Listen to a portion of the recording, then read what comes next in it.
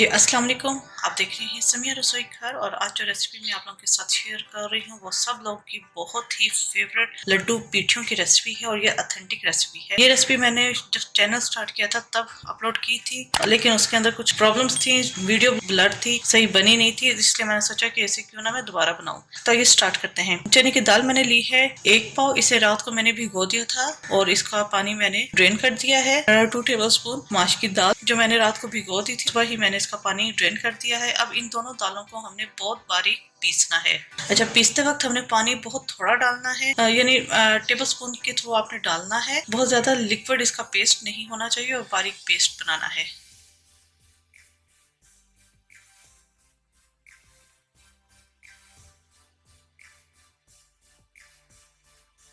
जी, ये मैंने दाल बहुत अच्छी तरीके से बारीक पीस ली और आप इसका टेक्सचर देख सकते हैं कितनी थिक है। इतना ही थिक हमें करना है, बहुत ज्यादा लिक्विड हमें नहीं करना। अब यहाँ पर सिर्फ 2 चीजें इसके अंदर जाएंगी, हाफ टेबल स्पून लेवल में नमक और हाफ टी स्पून मीठा सोडा। दोनों चीजें आपने तब डालनी है जब आपने इसे फ्राई करना है। तो इसके अंदर मैं नमक ऐड कर दूंगी, मीठा सोडा, और इसे हम बहुत अच्छे तरीके से मिक्स करेंगे। यहाँ मैंने फ्राई पैन के अंदर ऑयल डाल दिया है, क्योंकि इससे ये होगा कि शेप बिल्कुल सीधी रहती है। अगर आप कढ़ाई के अंदर बनाएंगे तो वो शेप नहीं आएगी। यहाँ एक बाउल में मैंने सादा पानी रखा है। ये मेरे पास डोंगे का चम्मच लिया है। चम्मच को हम इसके अंदर डिप करेंगे और एक अच्छी अमाउंट हमने बैटर की लेनी है, इस तरह, ठीक है, और डायरेक्ट हमने डाल देना है। चूल्हा हम जरा स्लो कर देंगे ताकि ये स्लो हीट पे कुक होते रहें। फिर चम्मच गीला करेंगे और फिर हमने बैटर लेना है और इस तरह डाल देना है। इससे ये होगा कि आपके जितने भी लड्डू पीठियां हैं वो इक्वल साइज की बनेंगी।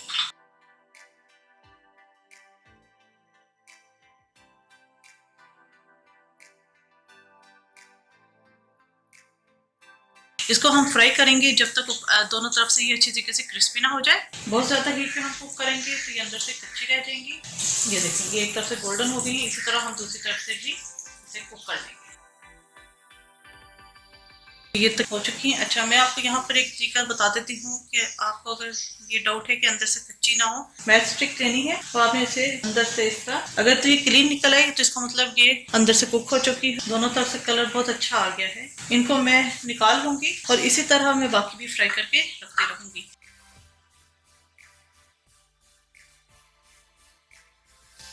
लड्डू हमारे तैयार हो चुके हैं। इनको मैंने एक बाउल में निकाल दिया है। बीच में एक रखी है प्याली, हम देंगे इसमें कोयले का स्मोक, इससे बहुत अच्छा फ्लेवर इसका आता है। तो घी डाल देंगे। ये स्मोक जो है वो बहुत मजे का लगता है। ये स्मोक हो गया, बस फ्लेवर इसका आना चाहिए। जी, लड्डू हमारे तैयार हो चुके हैं। अब हम इसकी चटनियाँ तैयार करेंगे, खट्टी चटनी और मीठी चटनी। लड्डू पीठियों के लिए 2 तरह की चटनियाँ इस्तेमाल होती हैं, एक मीठी चटनी होती है और एक खट्टी चटनी होती है।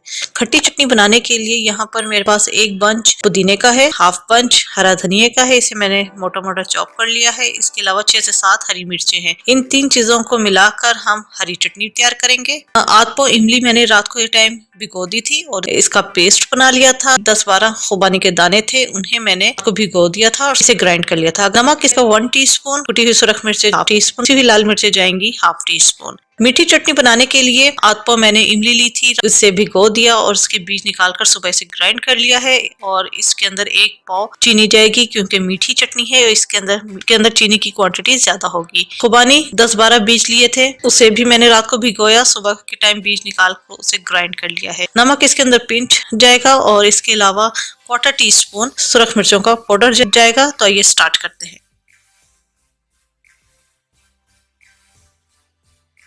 पॉट के अंदर हम डाल देंगे इमली का पल्प, खुबानी का पल्प, चीनी,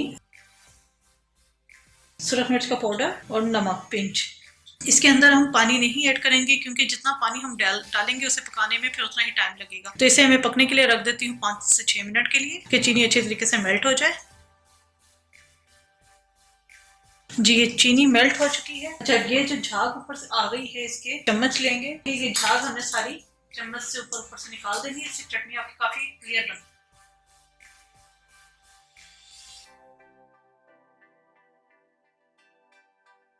1-2 मिनट में इसे पकाऊंगी तो ये चटनी तैयार हो जाएगी।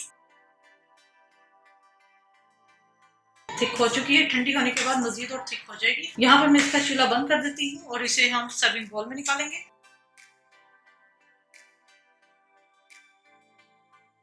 खट्टी चटनी बनाने के लिए धनिया, पुदीना और हरी मिर्चों को हम अच्छे तरीके से ग्राइंड कर लेंगे ताकि एक फाइन पेस्ट बन जाए।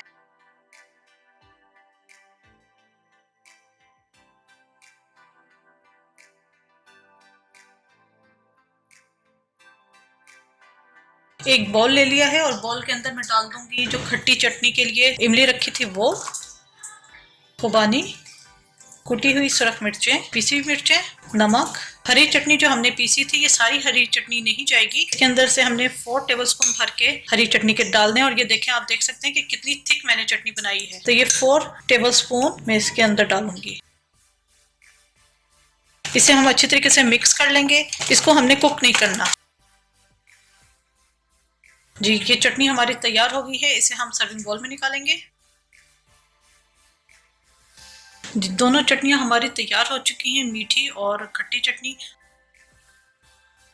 ठंडे हो गए हैं, इनको भी मैं हल्का सा गर्म करूंगी तवे के ऊपर, उसके बाद फिर से सर्व करूंगी। तो यहाँ तवा मैंने गर्म कर लिया है और इसको मैं गर्म कर दूंगी। बस हल्का सा हमें सेकना है, इसे थोड़ी सी गर्माइश को मिल जाए।